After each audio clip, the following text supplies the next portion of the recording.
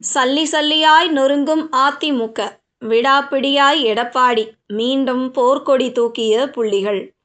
அதிமுகவில் உட்கட்சி மோதல் மீண்டும் தீவிரமடைந்துள்ளது. எடப்பாடி பழனிசாமிக்கு சிக்கலை ஏற்படுத்தியுள்ளது. அதிமுக முன்னாள் அமைச்சர் எஸ்.பி. வேலுமணி உள்ளிட்ட 9 முக்கிய நிர்வாகிகள் தங்களுக்கு சமீபத்தில் வழங்கப்பட்ட புதிய பொறுப்புகளை ஏற்க மறுத்து பொதுச் செயலாளர் எடப்பாடி பழனிசாமிக்கு கடிதம் அனுப்பியுள்ளது அதிமுக வட்டாரத்தில் பெரும் பரபரப்பை ஏற்படுத்தியுள்ளது. ஏற்கனவே பல முன்னாள் அமைச்சர்கள் அதிருப்தி தெரிவித்து வரும் நிலையில் இந்த விவகாரம் அதிமுகவுக்கு பெரும் பின்னடைவுதான் என்கின்றனர் இரத்தத்தின் இரத்தங்கள். 2026 சட்டப்பேரவை தேர்தலுக்கு பிறகு அதிமுகவில் ஏற்பட்ட உட்கட்சி பிரச்சனைகள் இன்னும் முழுமையாக ஓயவில்லை. தேர்தல் முடிவுகளுக்கு பிறகு கட்சியின் முக்கிய தலைவர்களான சி.வி. சண்முகம், எஸ்.பி. வேலுமணி உள்ளிட்டோர் போர்க்கொடி தூக்கினர். இதையடுத்து அவர்களிடம் இருந்த முக்கிய கட்சி பொறுப்புகள் பறிக்கப்பட்டு புதிய நிர்வாகிகள் நியமிக்கப்பட்டனர்.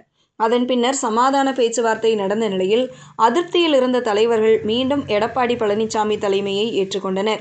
இதையடுத்து சுமார் 1 மாதத்திற்கு பிறகு அவர்களுக்கு புதிய பொறுப்புகள் வழங்கப்பட்டன.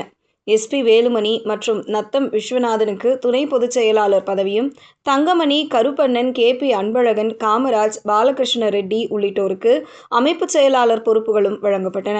ஆனால் இந்த புதிய பொறுப்புகள் அவர்களுக்கு திருப்தி அளிக்கவில்லை என்ற தகவல்கள் அப்போதே வெளியாகின.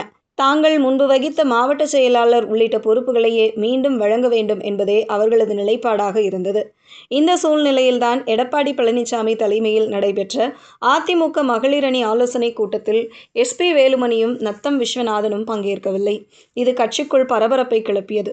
குறிப்பாக மாவட்ட செயலாளர் பொறுப்பு வழங்கப்படாததால் வேலுமணி தரப்பு அதிருப்தியில் இருந்தது.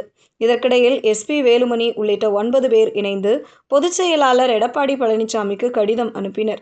அதில் புதிதாக வழங்கப்பட்ட பதவிகளை ஏற்க விரும்பவில்லை. நாங்கள் முன்பு வகித்த பொறுப்புகளை வழங்காமல் வேறு பதவிகளை கொடுத்துள்ளீர்கள். எனவே அந்த பொறுப்புகளை ஏற்க முடியாது. இருப்பினும் அதிமுகவின் அடிப்படை உறுப்பினர்களாக தொடர்ந்து செயல்படுவோம் என்று தெரிவித்துள்ளனர். மேலும் அந்த கடிதத்தில் முன்பு பதவியில் இருந்தவர்களுக்கு மீண்டும் அதே பொறுப்புகளை வழங்குவதாக உறுதியளிக்கப்பட்டிருந்தது. ஆனால் அந்த வாக்குறுதி நிறைவேற்றப்படவில்லை. இந்த தவறான முடிவுகளே கட்சிக்கு தொடர்ந்து தேர்தல் தோல்விகளை ஏற்படுத்தின. 2021, 2024 மற்றும் 2026 தேர்தல்களில் அதிமுக சந்தித்த பின்னடைவுகளுக்கு தலைமை எடுத்த முடிவுகளும் ஒரு காரணம் என்று குறிப்பிடப்பட்டிருப்பதாக கூறப்படுகிறது. மேலும் எம்.ஜி.ஆர். ஜெயலலிதா உருவாக்கிய அதிமுக என்ற மிகப்பெரிய இயக்கம் தவறான நிர்வாக முடிவுகளால் பலவீனமடைந்து வருகிறது என்ற கருத்தும் அந்த கடிதத்தில் இடம்பெற்றிருந்தது. இதற்கு முன் முன்னாள் அமைச்சர்களான சி. விஜயபாஸ்கர் மற்றும் எம்.ஆர். விஜயபாஸ்கர் ஆகியோர் கட்சியிலிருந்து விலகுவதாக அறிவித்து த.வெ.க.வை நோக்கி சென்றனர். அதேபோல் முன்னாள் அமைச்சர் எம்.எஸ்.எம். ஆனந்தனும் அதிமுகவை விட்டு விலகுவதாக அறிவித்திருந்தார். இதனால் ஏற்கனவே அதிமுகவில் அதிருப்தி அலை மேலும் தீவிரமடைந்துள்ளது. இந்த நிலையில் எஸ்.பி. வேலுமணி உள்ளிட்ட முக்கிய நிர்வாகிகளின் நடவடிக்கை கட்சிக்குள் மீண்டும் பரபரப்பை ஏற்படுத்தியுள்ளது.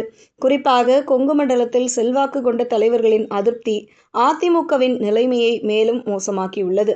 இருப்பினும் கட்சிக்குள் ஏற்பட்டுள்ள அதிருப்தியை சமாளிக்க பேச்சுவார்த்தை எடப்பாடி தரப்பில் நடத்தப்பட்டு வருவதாக தகவல் வெளியாகியுள்ளது. ஒருபுறம் முக்கிய நிர்வாகிகள் அதிருப்தியை வெளிப்படுத்தி வரும் நிலையில், மறுபுறம் அதிமுகவை விட்டு வெளியேறிய தலைவர்கள் குறித்து எடப்பாடி பழனிசாமி துரோகிகள் வெளியேறுவதால் உண்மையான தொண்டர்கள் மகிழ்ச்சியாக உள்ளனர் என்று தெரிவித்துள்ளார். இது அதிருப்தி தலைவர்களை மேலும் கோபப்படுத்தியுள்ளது. ஏற்கனவே சில முன்னாள் அமைச்சர்கள் அதிமுகவில் இருந்து விலகி தமிழக வெற்றிக் கழகத்திற்கு சென்றுவிட்ட நிலையில் தற்போது முக்கியமான தலைவர்கள் மீண்டும் போர்க்கொடி தூக்கியிருப்பது எடப்பாடி பழனிசாமிக்கு கடும் நெருக்கடியை ஏற்படுத்தியுள்ளது என்கின்றனர் அதிமுகவினர்.